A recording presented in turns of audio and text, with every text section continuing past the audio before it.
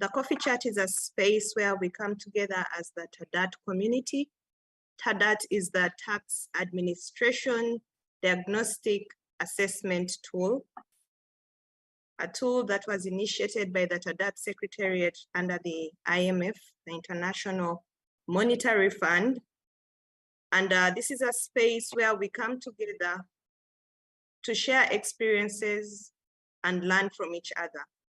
In other words, looking at the peer-to-peer learning, where tax administrations across the globe come together, and we bring into this space experts from the private sector as well, to also share with us their experiences so that we are able to learn and know how to also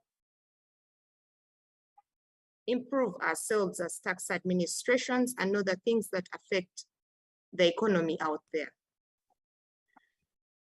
So building onto the topic that we were looking at 2 weeks ago, where we had panel members from the Tax Administration Jamaica, from Uganda Revenue Authority, from Kenya Revenue Authority, sharing with us their experiences on information security and how it applies to tax administrations in the context of TADAT. We had Mr. Peter Wasenda, who is an information security expert from Uganda Revenue Authority, sharing with us the Ugandan experience. I kindly request that if we are not speaking, we mute. Okay. And we also had Mr. Daniel Munge, who was our keynote speaker, sharing with us the experience from Kenya Revenue Authority. And we had Ms. Natasha Sampson from the Tax Administration Jamaica, and Tracy Ann Bonner from the Ministry of Finance of Jamaica. Today, we are pleased to have more experts joining the same team. And we have Ms. Diana Agaba, as well as Mr. Kenneth Wakati, and all these are information security experts outside the tax administration. And so would like to build on to the topic as we shared the last time.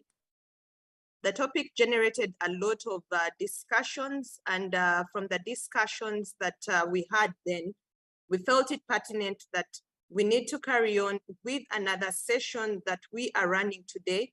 And we are focusing on information, the importance of cybersecurity to tax administration in the context of TADAT. I would like our panel members to introduce themselves briefly, and then we will start the session. Starting with Mr. Daniel Munge.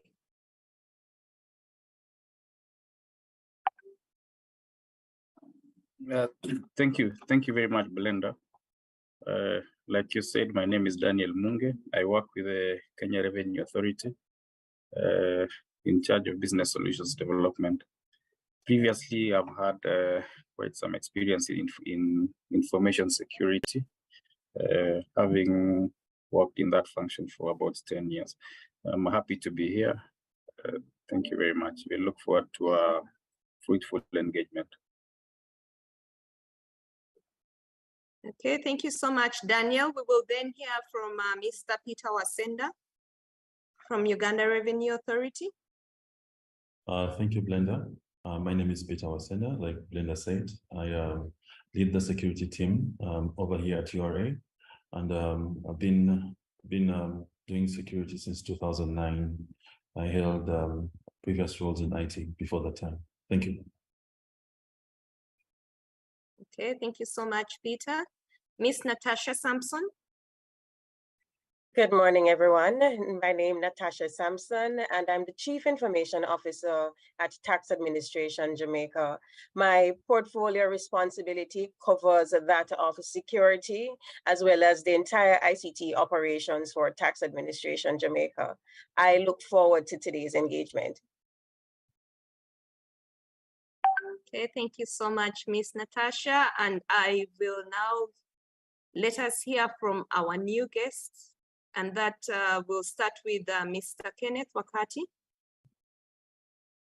Thank you very much. My name is Kenneth Wakati, and I'm currently the country director for a technology company called Technobrain Tanzania.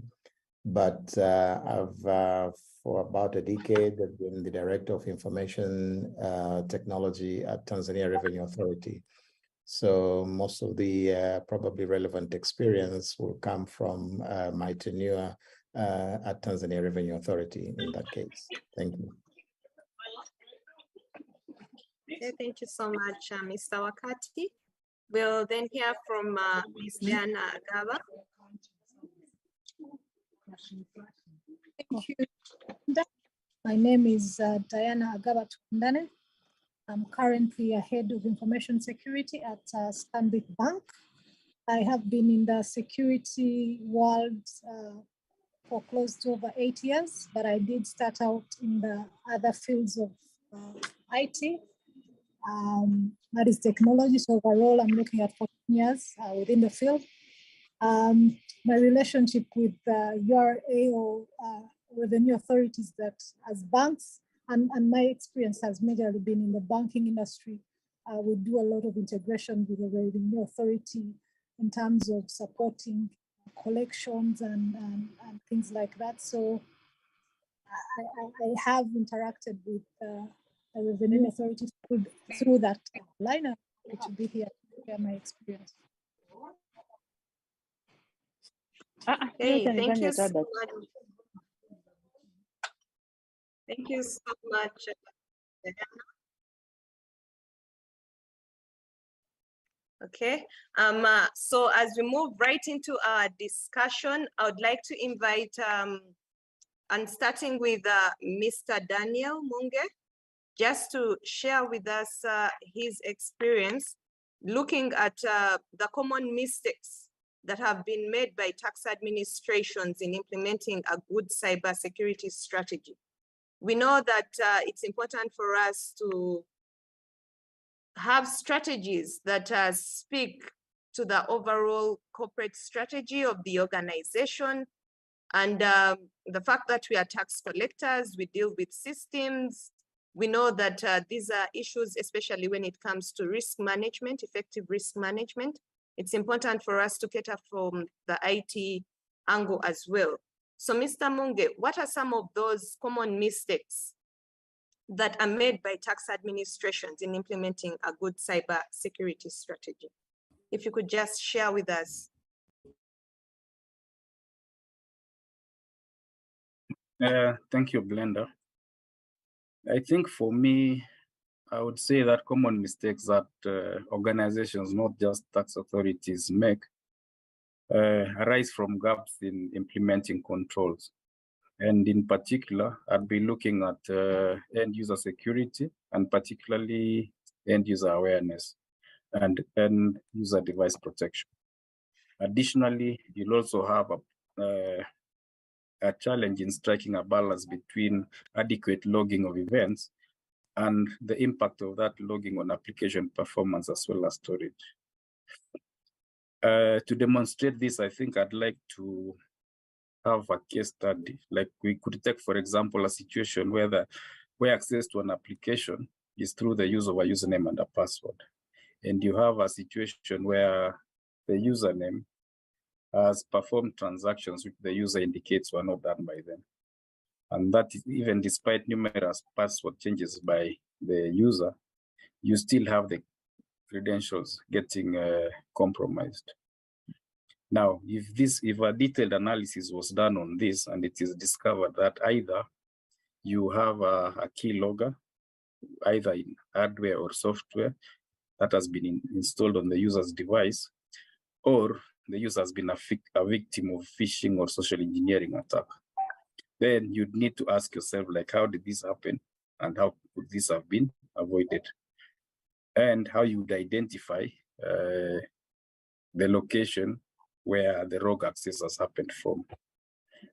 So for the hardware keylogger, which is possible with the use of desktops that have wired keyboards, you will actually notice that you have an inadequate or absence of device control mechanisms, and that is why somebody is able to plug in or attach an external device like a keylogger dongle. Now, in such a situation, if we had implemented a device control mechanism that would restrict or block all unauthorized external devices, then you would not have that. And additionally, if we had if there was sufficient user awareness, it would have made users more vigilant and look out for foreign attachments in this hypothetical case.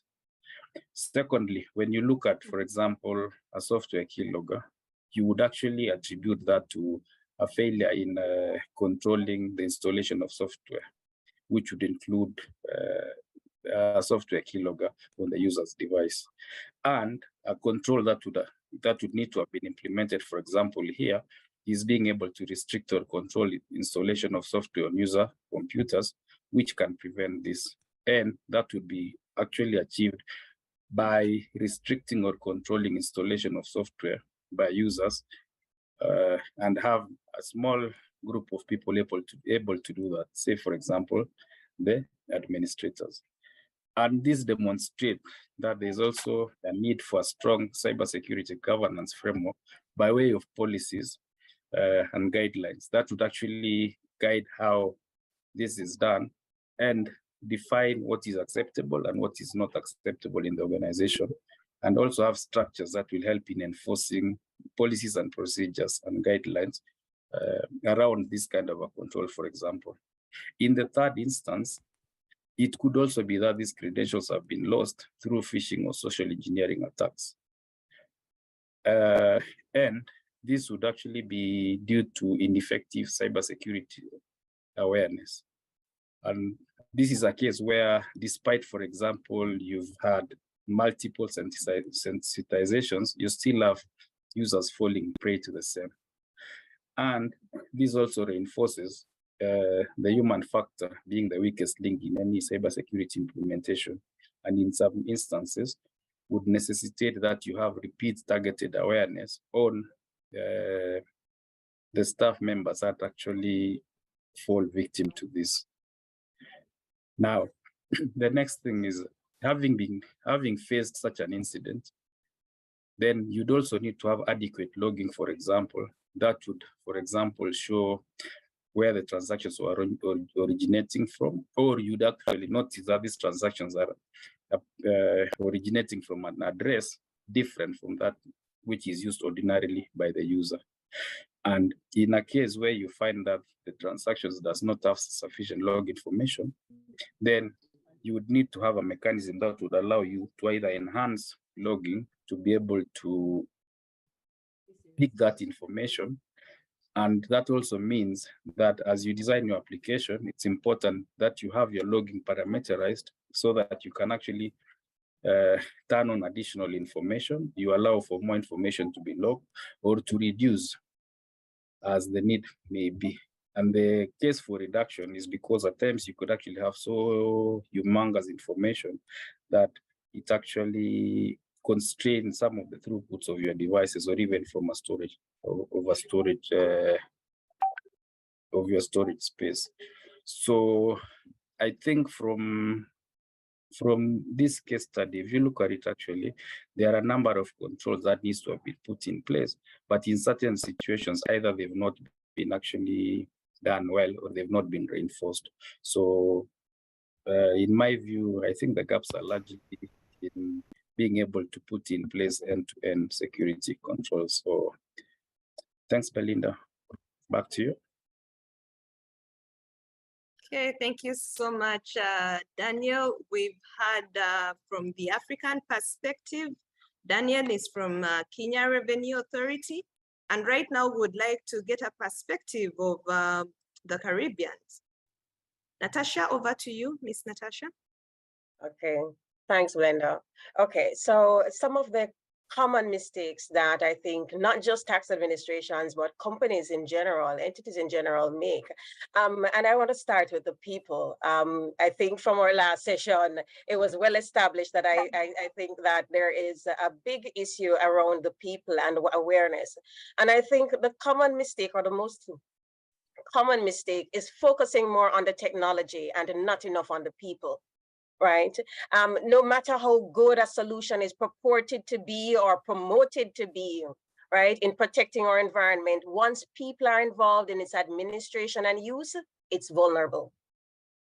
Another thing is that some of the systems by themselves are reasonably secure. However, when we start to do integrations, we find that the partners are focused on their core component in the process, but not enough focus on the integration points. And so then the integration points become the weak link in the overall system. All right, so that's another area where I think we make mistakes a lot.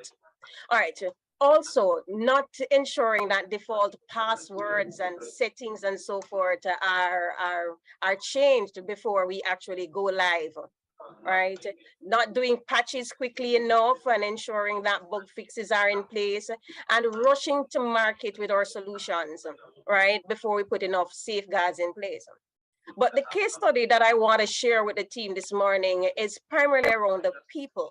And we would have had a situation where, looking at what I call the threat within, the persons within our own organization, these are the people who they don't need to break in, they're already there. Right? They already have the requisite access. They already know the system inside out. And so where it is that these persons choose to be deliberate in terms of malicious intent, or they are negligent, or they're unaware, they pose a significant risk to us. And we would have had a situation where we had a staff member, person undertaking a course of study in an institution, an educational institution, and the person needed a case study as a part of the fulfillment of their program. And so the person thought nothing wrong with using their organization. And although we have had mechanisms in place in terms of how persons are to seek and receive approval for same, that was not observed. And so fortunately for us at TAJ, the educational institution is familiar with the CIO. So a call was made to the CIO, insisting that we be present at this presentation, where the officer would now be presenting their project, their TAJ, as their case study. And so that is how we would have come into knowledge that this information was being put out there. So while it wasn't taxpayer data that was being shared in this project, it was information about our operating environment. Now, the risk there is that threat actors are looking for the path of least resistance. They are looking for the easiest way to break in. And so when they have sufficient information about your operating environment, and for the record, every single tool that we use have weaknesses, they have vulnerabilities. And so with knowledge of what those tools are, the threat actors are a step ahead in terms of being able to execute their ill intent. And so you never ever want to put that amount of information out there in regards to your operating environment, naming the specific tools so that they can be targeted in their attacks. So we had to stop that from getting out there. And so we would have formally written, first and foremost, when you do have breaches, your executive team needs to be aware. So first course of action was to advise the executive team of the breach that would have been committed, and then to write to the institution formally advising that they can't publish this information, that the requisite approval wasn't granted for the organization to be used as a case study in that manner. And the officer would have been written to, and for the record, the officer subsequently would have resigned. But it brought home the fact that no matter how good a cybersecurity or security framework that you have in place, if it is that the team members are not sufficiently aware, if they don't own their responsibility as a player in your overall security, then they are a huge source of vulnerability to the organization. And so what we had to do in response to that is to increase the awareness programs. We had to do more sort of simulated phishing attacks to find out who were those vulnerable persons within our organization, and then to push courses, sensitization courses to those persons, right? So that they are exposed to the material and then they're forced to be tested to see whether or not there's full understanding. So that is the case study I'd want to share. And just to remind colleagues that it is awareness from your boardroom all the way to your janitors. Your entire team needs to be aware. Security is everybody's business. Wow, thank you so much, Natasha. The key thing I'm picking from both you and Daniel is the issue of awareness. It all goes back to the people. Any form of vulnerabilities with the system, it's the people that bring about the situation of insecurity of our systems. Now, having shared that, I would like to hear from Peter. Peter from Uganda Revenue Authority. Could you please just share with us how tax administrations are tackling the issue of privacy and disclosure? Your colleagues have shared a lot about the gaps that we usually face in terms of our systems, the breaches that come about, and the importance of informing our executive teams, knowing when it is happening and how to go about it, dealing with our operating environment, the issue of passwords. But if you could just share with us more, how are tax administrations tackling with the issue of privacy and disclosure risks? Peter? Thank you, Blenda. I want to start with concurring with if you don't mind, please turn on can your you video. hear me? Can you hear Yes, me? we Okay, can. sorry. Yeah, Would I like want to start by concurring with the previous speakers, especially Natasha. She touched on some issues that are very dear to us over here. Thank you for that sharing. On the issue of privacy and disclosure, to give a context to this, we as a Uganda Revenue Authority have integrations or information sharing agreements with both local and international partners. And so there's lots of information that we get that is private individuals. In some cases, it's trade secrets. And so we have a duty to make sure that the data remains with us and we only use it for the purpose for which it's meant to be used. And so the first thing that we do is undertake a risk assessment of where is the data flowing? How does it come into us? Where does it flow? I mean, who is supposed to interact with this data here? And so based on the process that we see, who is handling the data, where it is at any one point in time, who is supposed to have access to it. We develop, we undertake a risk assessment. We identify the controls that are needed to plug the gaps and in the different points of interaction with the users over here. As URA right now, at this very point, we are reviewing our data security program. We have developed data handling guidelines across the whole process of creation of data, usage of data, archiving, and dispose of data. So along all those, the data life cycle, we have developed techniques or guidelines for our users over here on how to handle the different classes of data, whether it's public data, whether it's internal, whether it's restricted or confidential. We have developed different approaches to handling this data here, depending on the class and depending on who's using the data. And we are really exploring the technology that's necessary to enforce this, to make sure that it works for us.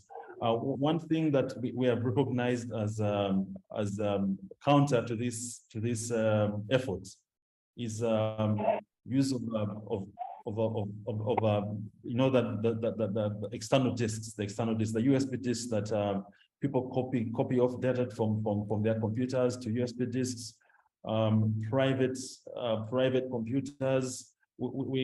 Management has recently pronounced itself, and we want to do away with anything that's private, really, and make sure that we give people devices that we can control, that we are sure we know that they use our controls, for which we can monitor, we can easily monitor.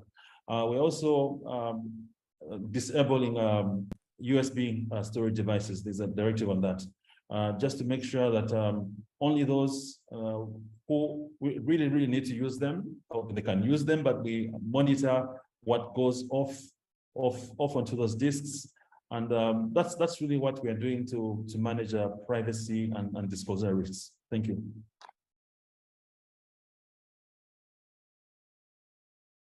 Thank you so much, Peter, for sharing with us. What I hear is a lot to do with risk assessments and identifying solutions to mitigate the risks that come about and therein, as well as the data life cycle, how it comes in, how it flows within the organization, and what information has to be shared, where it's shared, and who shares it.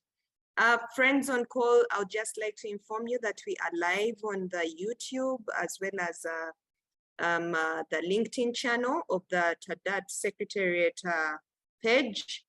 And therefore, I would like to invite you to send through any comments, any questions that you would like to send through to the panel members, as well as we'll have someone monitoring the YouTube channel as well on our behalf, and we should be able to respond to any of the questions coming through. So that being said, I would like to hear from Kenneth Wakati, formerly Tanzania Revenue Authority and is now in the private sector under TechnoBrain. I would just like to get to know more from you, or we would like to learn more from you, especially based on the experience that you have had. The fact that we've been through the COVID-19 bout and people working from home and having many of our employees moving with the devices back at home or using their personal devices. What are those measures that tax administrations should put in place to ensure data is protected? Especially that this is something that happened without anyone being ready for it, but we had to move on as institutions. If you could just share with us, what are some of those things that we could do? Peter has shared a lot, but what more can tax administrations do in this area? Thank you very much. I'm glad you asked that, what tax administration and probably what organizations will do. Fortunately or unfortunately, I've already jumped the boat from TRA, Tanzania Revenue Authority, when COVID started. But again, talking about what, from the experience of what URA has brought in, once you have your proper IT policies to govern your data management, to govern your information restriction in terms of what kind of information should be shared with who, how is it going to be classified, and all these kind of things, they need to be stipulated in the organization's IT policy or IT security policy if an organization has decided to split the two, as well as your privacy policy. But on this context, one thing that comes into being at this point in time is what is known as the bring your own device policy. So much as we now go mobile, people tend to use, or a lot of information is exchanged through their mobiles. There are people who could have, or employees or tax administrators that can use probably both devices that are provided by their organizations. but others can be able to use or access information that is from the tax administration or any other organization, but using their personal device. So with an implementation of a bring your own device policy, this tends to control the respective devices with respect to the information that they have to access, being emails, or if there's any, if it's an intranet or an information that needs to be accessed from the organization information repository, then if such policy exists and the right security and access is put in place for various users, then it is one of the key things to put that through, because as we all know, especially with the mobile devices, they tend to get lost very easily. They tend to get stolen very easily, and therefore one wouldn't want the organizational information to fall into the wrong hands. So with some of these bring your own device policies, they may restrict, or they may have two-factor authentication if somebody would like to be able to, access the information or the organizational information outside the organizational network. Over to you, Belinda. Thank you so much, Ken Wakati. One thing I seem to hear you emphasizing is the issue of the IT security policy.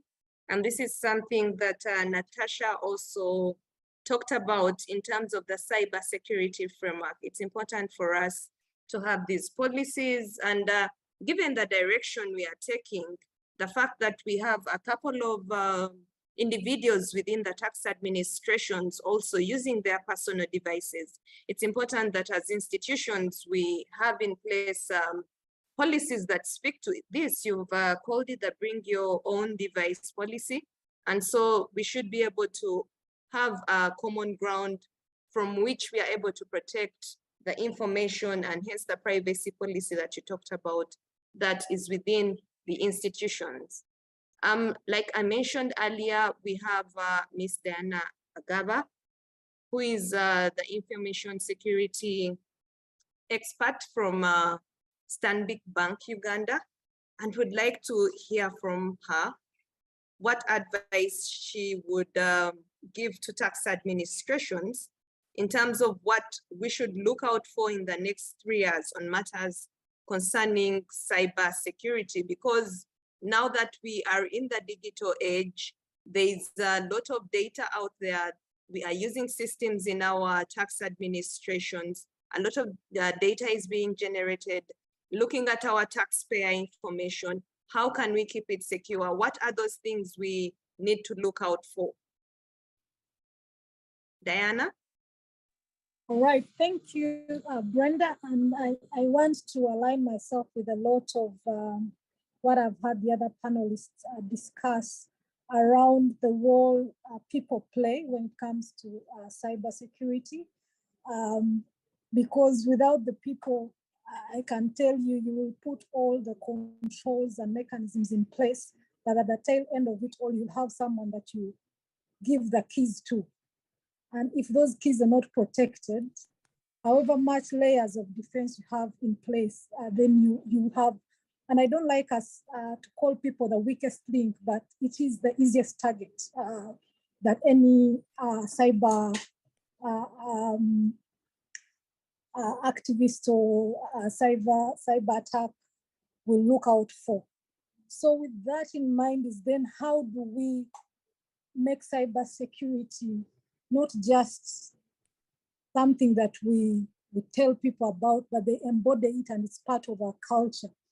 Because I tell people that my victory in the cybersecurity is not the protections, that the many controls that I put in place, but rather empowering the human being and making sure that everyone at whatever level they play in the organization are owning the role they play when it comes to cybersecurity.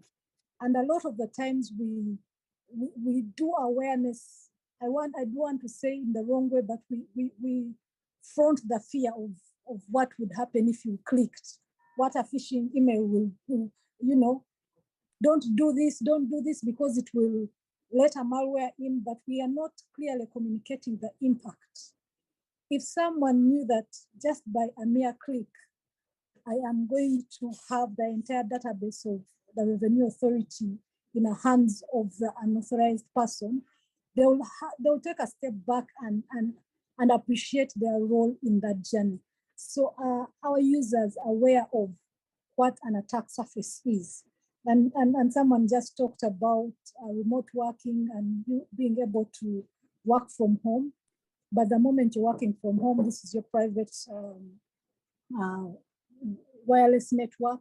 If you have advanced and you have Internet of Things, all your gadgets, cameras, fridges are connecting the same network where you're putting a corporate device, do you have an appreciation that much as the security team inside the organization have put controls on your machine, those controls do not exist on your Internet of Things, on your cameras, maybe you have not changed the default password, and that would be an entry point to have the appreciation of, yes, I love the technology, digital transformation is here to stay, but every time I'm operating, how do I limit and minimize the attack surface that I create around myself as a human being? But when it comes to data and as organizations that deal with data, we know regulations are coming into place that will demand you to have certain controls on how you handle, for example, personal identifiable information. Then the questions we have to ask ourselves is, do I need to hold that data as an organization? Or there's an organization that is mandated to hold such data in? I'll use an example of Uganda, where we have NIRA in charge of our national ID and that information.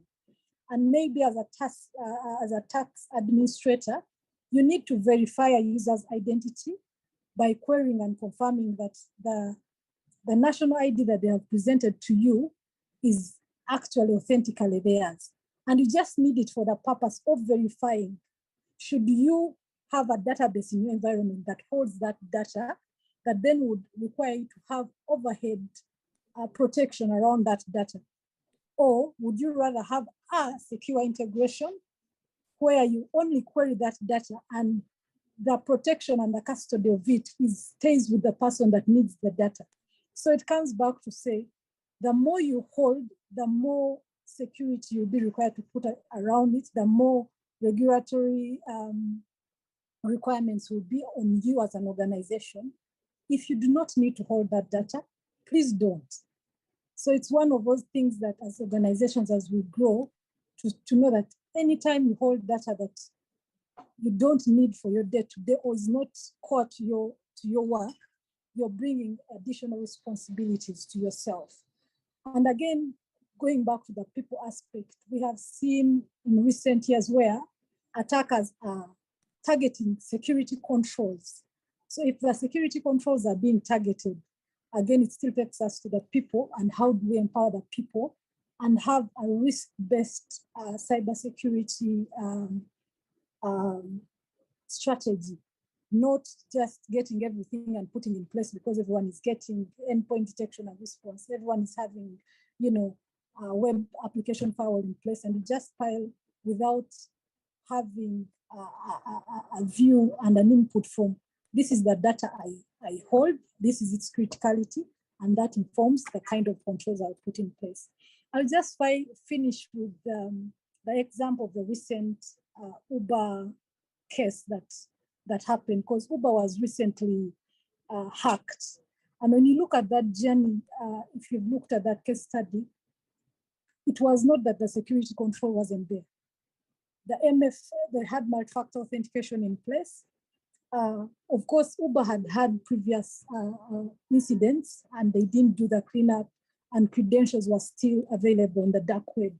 But over and above that, the perpetrator still looked at the human factor and said, if I stress this contractor with multiple push notification requests, they will finally budge in and get tired and say, you know what? let me click and get rid of this. And that's what exactly happened.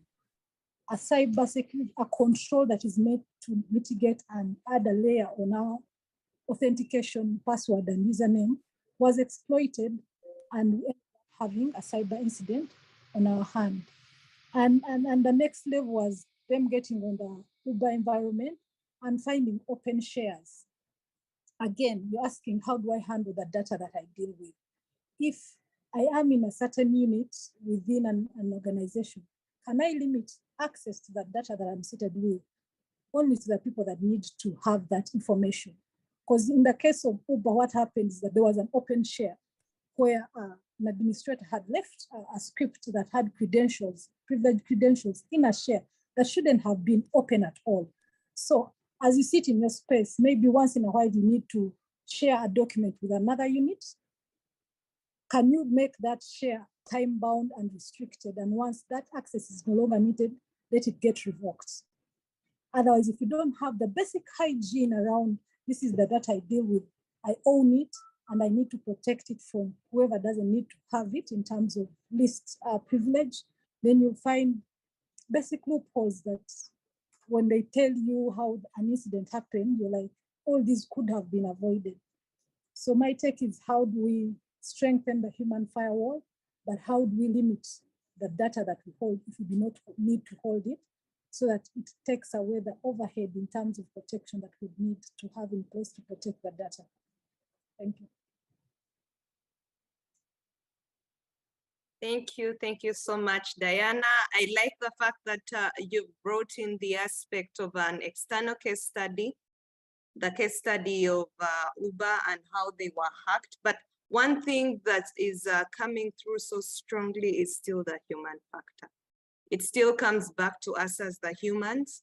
And even as we are developing the policies, it's important that we develop them around a risk-based approach, which comes through strongly as one of the performance outcome areas of the TADAT, effective risk management, but also the use of shared folders. There is a lot of use of cloud of late.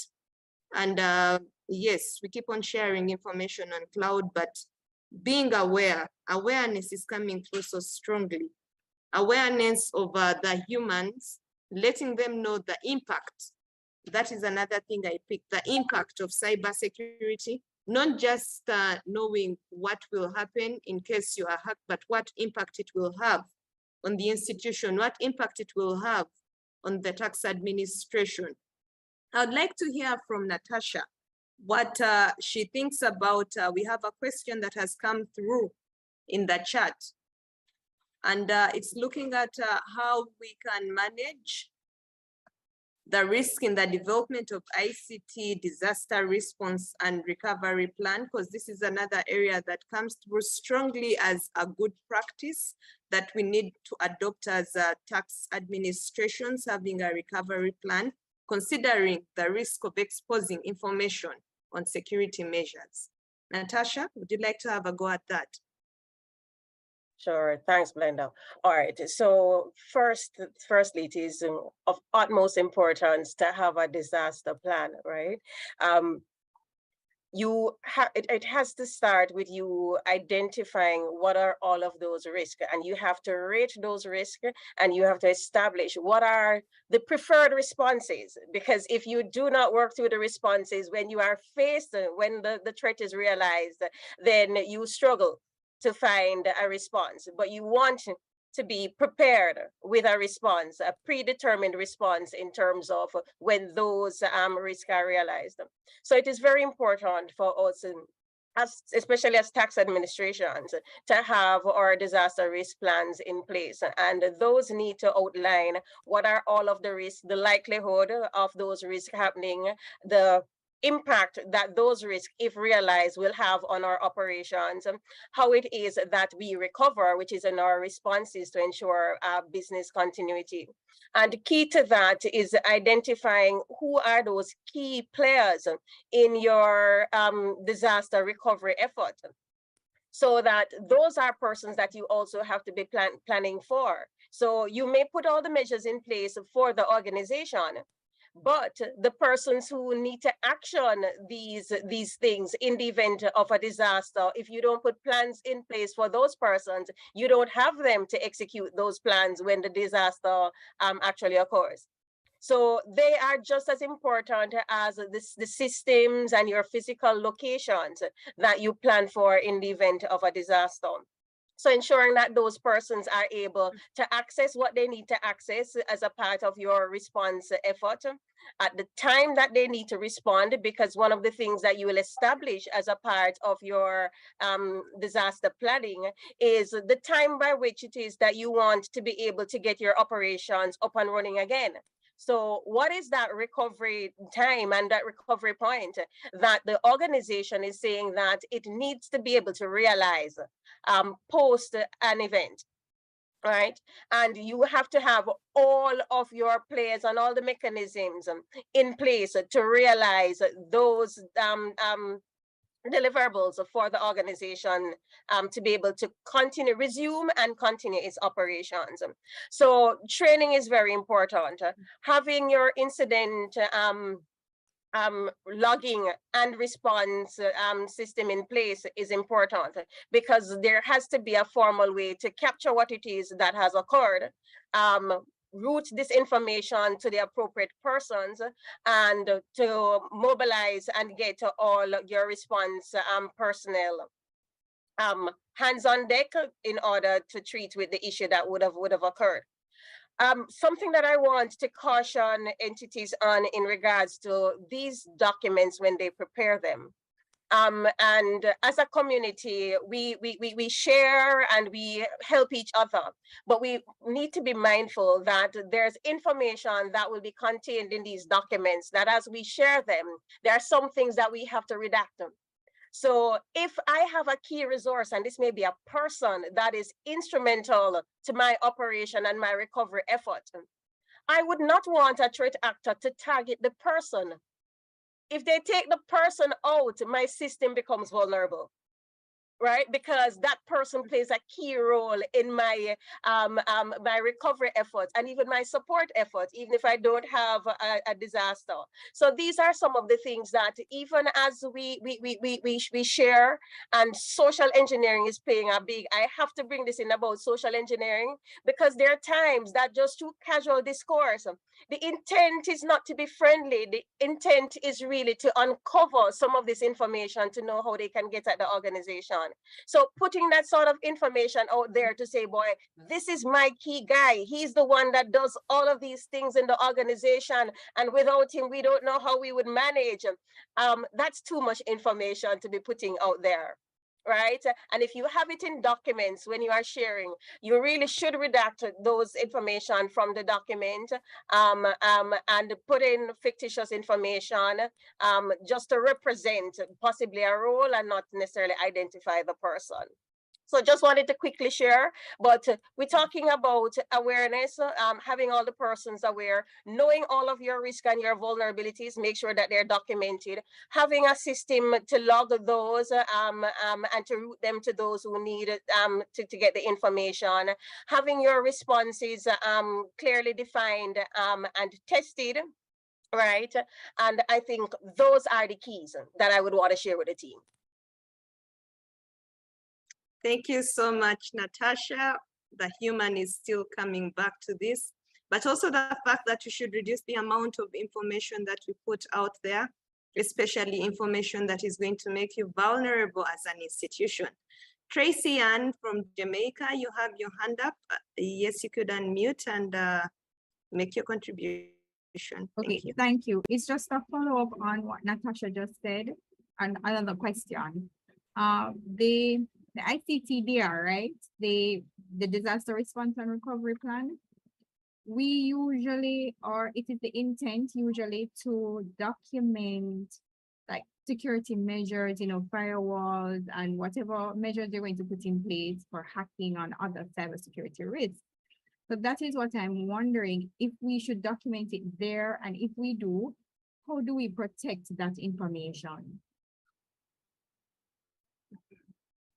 So okay, Tracy, you want me to follow up, or is there another panelist that would want to take it, take the question? Chair, do I Ken. go? Ken or Please go. Natasha, and any one since of you're you. in- Okay, so we so can so hear from. Can we get Ken's perspective of that, if it's okay? Yeah.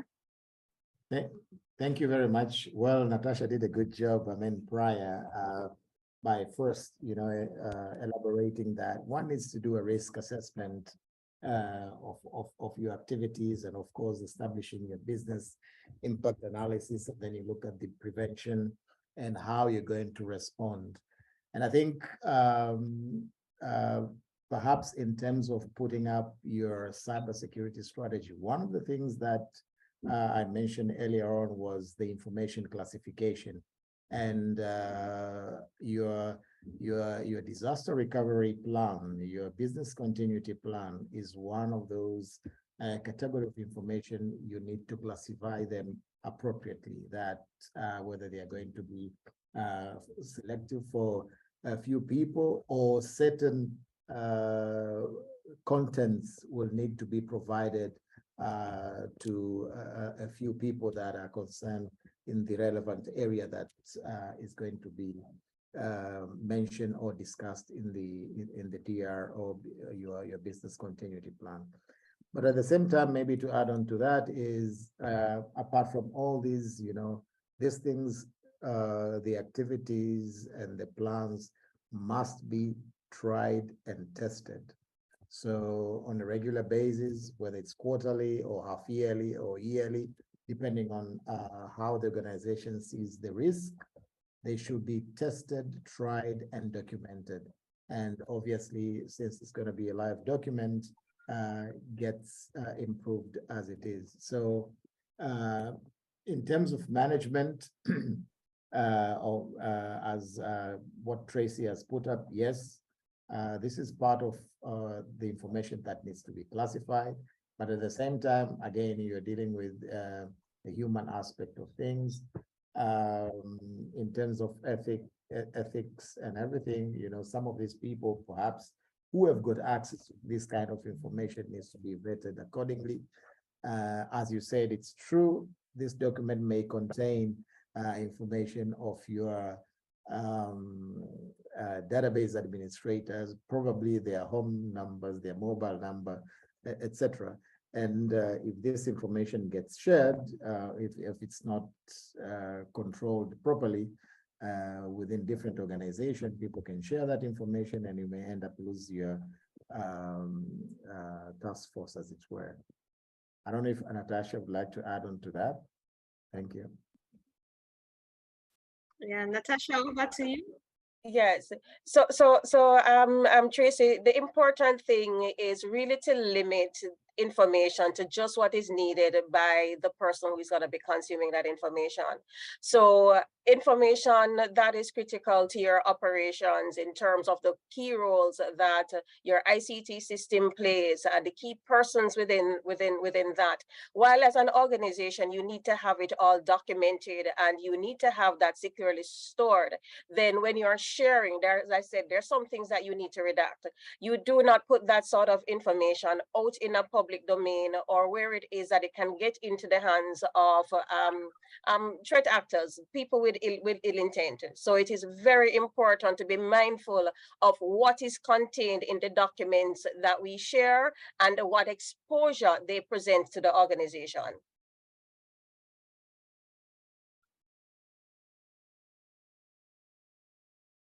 Okay, thank you so much, Natasha. Tracy, I hope your question has been responded to. What I hear is that we need to limit the information that we are giving out, especially when a request comes through. We need to give only that has been requested for. Tracy, you have something to add?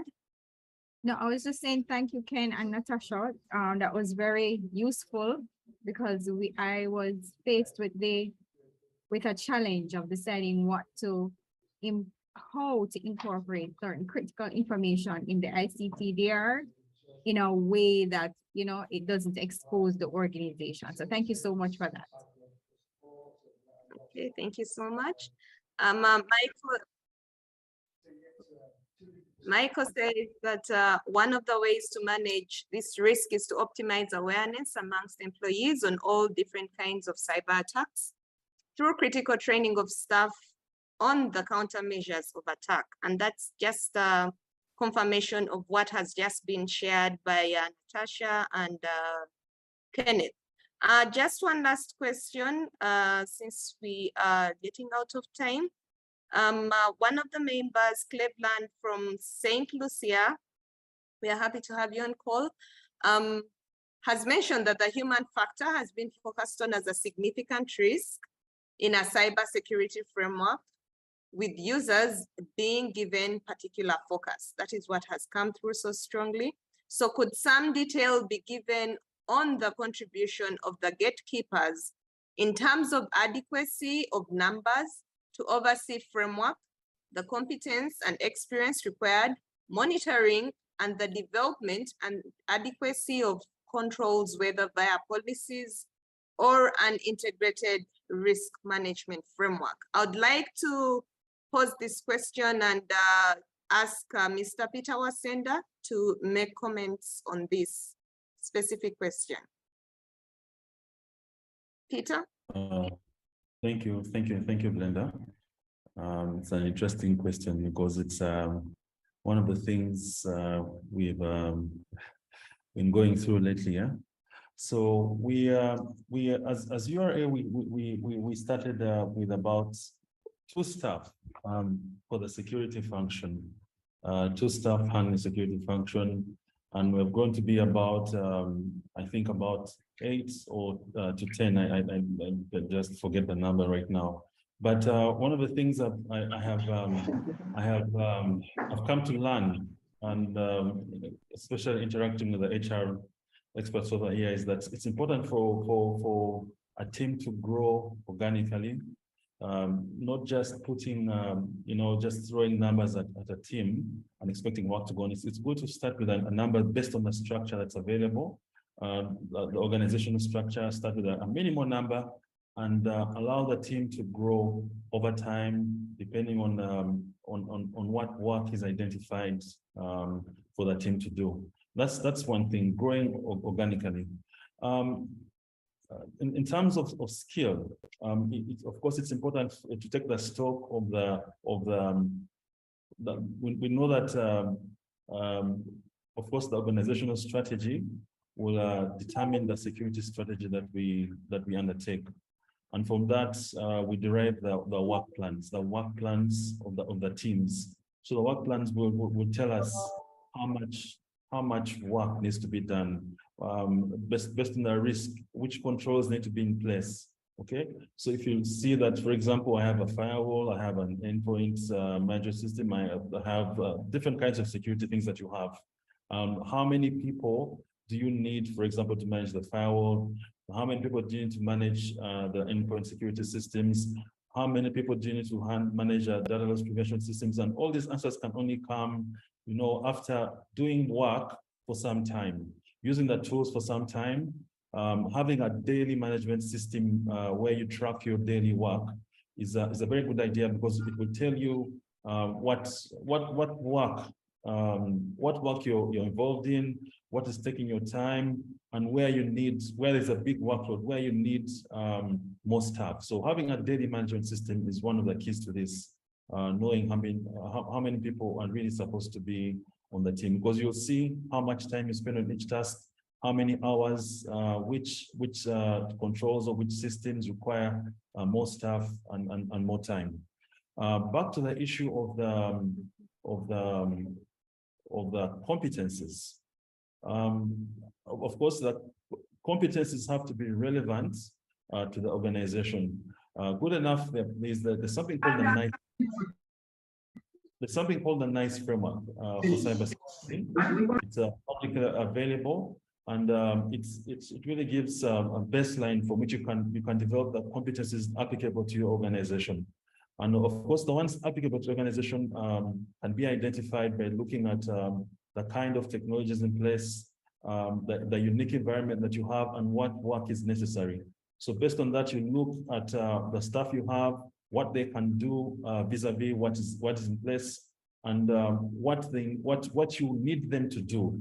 What you need them to do will determine the kind of skill that you need to develop in them, whether it's a basic skill or an advanced skill. So all this is dependent on the unique environment in a particular organization, what kind of systems, what kind of tools, and what kind of, how complex the environment is. That would be my answer to the question. Thank you. Thank you so much, Peter. What I have picked strongly from your submission is that it's important for us to grow organically. You don't have to start it all out at a bang, but take the various steps slowly by slowly, and you should be able to get there. And Cleveland is actually appreciating the submission that has been made. So thank you so much, Peter. And as we wind up, the session was supposed to be for 1 hour, and it's exactly 1 minute past 4. At this point, I would like to invite Mr. Zake. But before I invite Mr. Zake, I would like to hear from Diana. Diana, how would you contribute to the last question that was given, just to wrap up what Peter has said? Okay, thank you. I think what I pick from the question, and maybe I can be guided, is we need to demystify, because we all know that there is a gap when it comes to the security skill set in the market. There are not enough resources. So then organizations have to say, how do we convert some of the skills that we already have internally to take on some security roles? And like we've said, security is broad. There's just awareness. You don't have to be overly techy to do that role. How do we start? Because that regardless of the role that you do, everyone has to have the basic knowledge of information security, and not just the basic knowledge. We are saying that you're the human firewall. So if we carry that narrative, then we can be able to create a culture within our organization where everyone, wherever they are seated, own the security around the data they are dealing with, so that one, it can free up that limited resource that you have, say, within your IT, to concentrate on the other layers of defense that you need in an organization. So to me is, yes, the gap is there. How do organizations try and spread out and ensure that we have the coverage that we need when it comes to the competencies? Is empower everyone in the organization, not just the technical people, but everyone in the organization should be equipped with the relevant competencies around taking care of the cyber hygiene and security within their space. Mm-hmm. Thank you so much, Diana. Diana, you've added so much value to us. What I greatly pick from you is us to create a culture to own security around the data that we are dealing with, and hence the cyber hygiene and cyber security. Daniel, I would like to hear from you as well. Just one key thing that we are picking out of here, and possibly what we should be able to take on as tax administrators. Daniel Munge.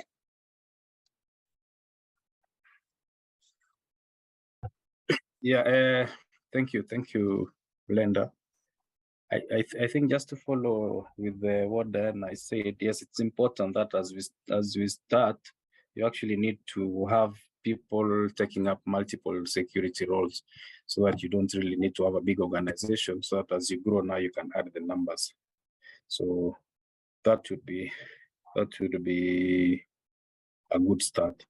And then now, overall, what you've actually been discussing here revolves around good practice. And I think to wrap it up all together, if you have a good framework to work with, like for example, the ISO 27001, it would actually help in terms of assisting you to be able to do a gap analysis and see where it is that you have gaps, and now work towards bridging them, so that at the end of it, once you've actually done the full implementation and is good for certification, then you'd be able to see which controls are in place, whether they are adequate. And you'll also notice that most of those, like for example, the ISO 27001 framework is also heavy in terms of user awareness and actually capacity building for the staff, not just the security staff, but within the entire organization. So I think as we work with the TADAT in terms of improving governance on revenue administration, it would also be good if, from a security standpoint also, we don't just walk in blindly, but have some good practice standard that will help in the implementation. At the end of the day, you are even able to benchmark with others who've gone ahead and worked with such a standard. So I think as a parting shot for me, I would say, yes, we also need to have a security standard against which we are actually trying to benchmark against and put our cybersecurity hygiene in order. So thank you very much. Okay, thank you so much, Daniel. And there we go again. The issue of good practices, the issue of standards come through, and this is what TADAT is all about. As we wind up, I would like to hand over to Mr. Zake just to give us a few parting shots so that we can close our session. Mr. Zake, over to you. Thank you very much, everybody, for attending. This conversation will never end, but I want to ask one pointed question to Natasha. As cybersecurity experts or focal persons, do you have real-time sources that would advise you on the more recent incidents so that you are aware and you can, prepare interventions in case they would happen in your own tax administration? So this one is specifically to Natasha. It could go around, but let Natasha take the chance to answer this. Then I'll come back with my closing remarks. All right. Thanks, Sasaki. Okay, so there is a wealth of information and sources out there, entities, sites that you can always go to get information. However, where, as they say, the rubber hits the road is when it is that it comes home within your own environment. The challenges that we face as tax administrations, especially in my region, is that the cost, there's a cost and a shortage of persons with the security skill sets.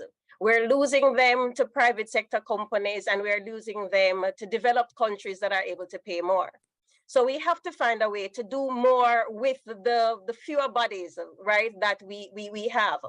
And so we have to be working smarter. Now, in so doing, what we do is we have to have tools that are now able to learn. So you now have to start to incorporate more AI into the solutions that you deploy. Because before, the approach was, okay, you put a protection mechanism in place that has knowledge of existing threats and how to treat with them. However, the threat actors are busy. They're not taking a day off. So the rate at which new threats are coming at us, we now need to have a learning environment. So we now have to start going for solutions that have AI built inside them, that are able to learn and pick up anomalies as they enter our environment. We also need to have systems that are sending notification to the few persons that we have, because we can't have our security persons spending all day watching logs with unimportant entries, sort of like watching paint dry. What we need is a situation where when those important events are happening, important events that we need to have our skill set to focusing on. Once they happen, those persons are getting the notification so they can make very immediate and deliberate response to those issues as they occur. So the short answer, sir, is that we have to be working smarter, and we have to use the tools, the tools better. So we now have to be very targeted in some of the top tools that we employ. And we also need to make our team members a bit more efficient by taking some of the unnecessary work away from them and allowing them just to focus on the important things. So that is our approach. Within budget, as the third world, a developing country, we are challenged, but as best as is possible, that is how we approach it. Thank you so much, Natasha. You've actually raised a point which is at the back of my mind. I'm looking at it from many angles, including the TADAT good practices. Are tax administrations investing enough in this particular area? And if not, can we make a business case to other stakeholders, development partners who can assist in this particular process? And Natasha, I'm going to take you on that one. If you can write a little one-pager of the issues that you see, and then we'll probably call you on to that sound bites so that you can expound, you know. So for those others who haven't heard you on this particular channel, they can actually take note, and the tax administration should take note. Thank you so much, everybody. Blender, for your anchoring work, still anchoring work, all the participants, and there are many online that are from development partners and the TADAT community as such. This has been very rich. These TADAT coffee chats will continue. And Roland and your team, thank you very much too for being at the back of, in the kitchen as it were, to relay. The interpreters and everybody, thank you so much. And for those in the US, enjoy your Thanksgiving Day. For those in the rest of the world, continue with the work.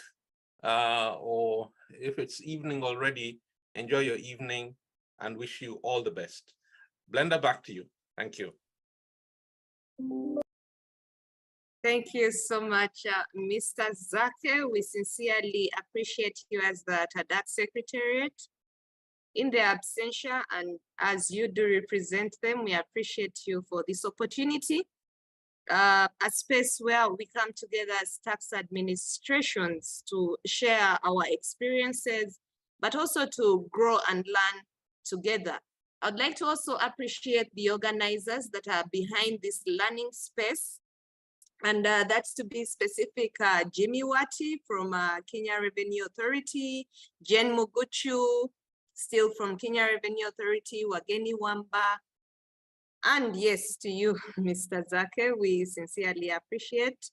And to all the members who have logged in, we also appreciate your presence and the time that you've set aside to share with us a cup of coffee as we share this wealth of knowledge, but also to the panel members, especially the panel members that are outside the tax administrations, to be specific, Diana Agaba and Kenneth Wakati, but to also the panel members from the tax administrations. We sincerely appreciate you.